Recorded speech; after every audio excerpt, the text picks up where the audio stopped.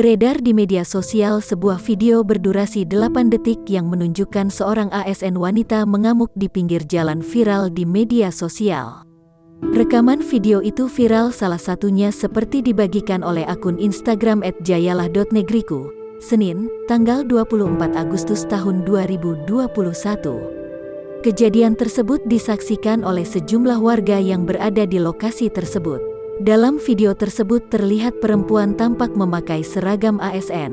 Ia terlihat mengenakan jaket berwarna abu-abu. ASN itu diduga mengamuk karena melihat sang suami sedang bersama perempuan lain. Ia memecahkan kaca mobil dan spion menggunakan helm motor.